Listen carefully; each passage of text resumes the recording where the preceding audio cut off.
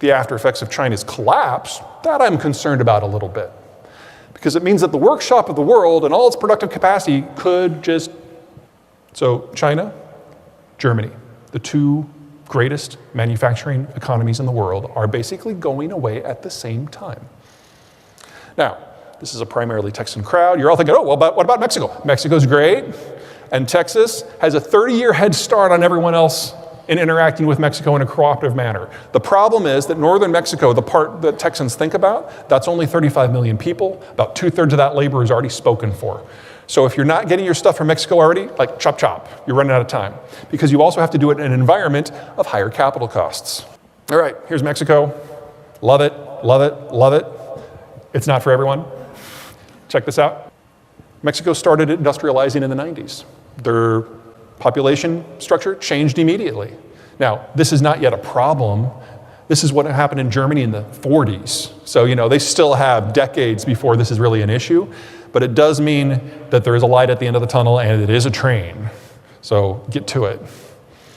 Okay, labor costs. Here are Southeast Asian countries, which I'm broadly positive on. Decent geography, good demographies.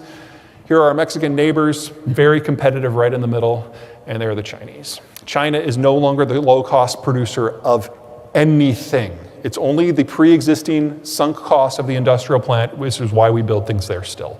Anyone who is relocated from China to North America has discovered lower production costs. Now, I realize you don't move that industrial plant overnight, but if it's going to die anyway, sooner rather than later. Okay, finally, and then we'll go to Q&A. Here's the CPI, inflation. For the United States and Canada, brother countries, similar economies, inflation tracks. 3 big phases. First, that post-war industrialization and urbanization phase. We built skyscrapers, we electrified the countryside, we built interstates everywhere. Industrial demand-driven inflation. The baby boomers, largest generation we have, came of age. Got jobs, founded the suburbs, raised kids. That's the biggest capital expenditure in most people's lives, homes and kids. Lasted for 25 years. And then we had this glorious moment that we all think of as normal. The Chinese poured 1 billion workers onto the global labor market, pushed down the cost of manufactured goods. The Russian system imploded, and an empire's worth of raw materials was poured on international markets, keeping commodity prices under control. All of these trends are either coming back if they're inflationary or going away if they're disinflationary. We have to double the size of the industrial plant, preferably in the next 5 years. The boomers may be retiring, but the millennials are now at the peak of their consumption. The Russian stuff is going away, and Chinese labor is going away.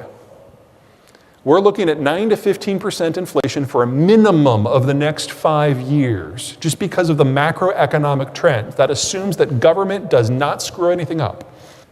If we fail to double the size of the industrial plant, if we fail to expand that refining footprint, that 9 to 15% is our new normal from now on, and we will have product shortages.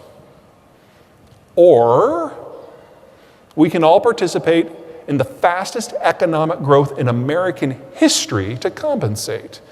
Let's assume for the moment that the Chinese could pull it off. If you get the semiconductor fab facilities, they don't know how to operate them, so they would just be dead letters. In addition, you would have a lot of global action. One of the big disappointments the Chinese have had with the Ukraine war is that everything that they thought was true for the last 40 years has now been proven wrong. They've always known that taking Taiwan that would be harder than Russia taking Ukraine because there's not a land border, it's not flat, there's a moat. They thought that the world would do nothing, and if you take the sanctions that the world has put on Russia and put them on China, oh my God. I mean, the Russian economy isn't great, but it is a massive exporter of energy products and food products. China is the world's largest importer of both of those. So you put a similar lockdown on the Chinese system, you're talking about famine in under a year, not to mention a complete industrial collapse. So every plan, diplomatically, strategically, militarily, that the Chinese have been gaming out for a generation, they now know are completely wrong. And this would be the point where normally you would take your smart people and put them in a back room with some beer and some pizza and say, don't come out until I have a plan B. But Xi has shot all those people. So normally, I would say the chances are 0. But if we're moving into an environment where the Chinese are facing simultaneous agricultural, health, population, and energy collapses, assuming the Americans do nothing, there is something to be said for choosing the time and the place of a patriotic war in order to write the narrative. And if that allows the CCP to remain in power for the low, low price of 700 million dead Chinese, well then okay. So I give it like a 1 in 4 chance. But India is never going to be able to do the multimodal, multi-step manufacturing that the Chinese are capable of doing at scale. They don't have the infrastructure, they don't have the political capital, they don't have the cultural structure. Now, I do think that India will be producing enough manufactured goods within 10 years for their own population. And if you take 1.5 billion Indians and make them a world unto themselves in manufacturing, that is globally significant, yes, but it does not make India a global player. It is a static, statist economy, and that can work for them, especially in their environment. But being kind of the nerve center for global manufacturing, no. It's a moving target, so it's really hard to say. Getting climate predictions down to like the country and the zip code level, we just don't have the data for right now. The biggest impact by far for climate shifts isn't going to be in your industry, in my opinion. It's going to be in agriculture. Because if you move the bands where you can grow certain crops, if there's no population or infrastructure where the bands move to, oops. This is a real big problem in the subcontinent, in the Russian wheat belt, and in China specifically. Those are the places where climate is most exposed to potential changes, and crops are monocultured in high concentrations in very specific climate bands where if they move, you just can't grow it there. So yeah, we're definitely looking at a big problem there. I also don't think that we're going to see the energy transition, though, that is necessary to deal with it. Let me deal with that from 2 points of view. Number one, the technology is not sufficiently mature, in my opinion, to be applied in most places. Solar and wind only work over about 5% of the Earth's surface. It would be about 15% of the global land surface. And for most countries, that is not where the people actually live. So it works in Texas. Dallas-Fort Worth is at the edge of the solar zone. It's at the heart of the wind zone. It will probably be the first major metropolis in the United States to go 100% green, not because there are environmentalists in Texas, but because Texans can do math and they like free. Omaha will probably be second, Denver will probably be third. You can't do that in Europe. And by the way, we'll have to invade Russia too. Just to get the materials to do EVs at scale is just laughable for the next decade. We need a new technological series of breakthroughs in materials science before that is possible. The Texas Triangle is the part of the United States that is likely to experience the fastest economic growth for the next 30 or 35 years.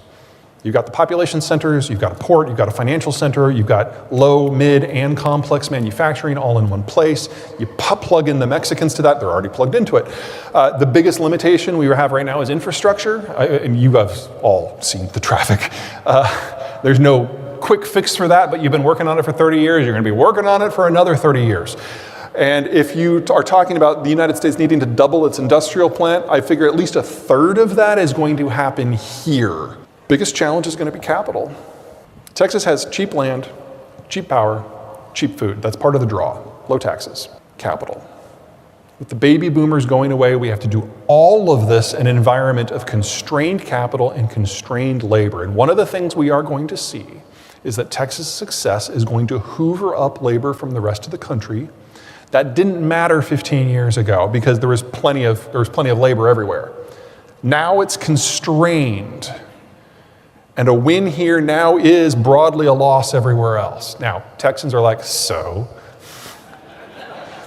I get it.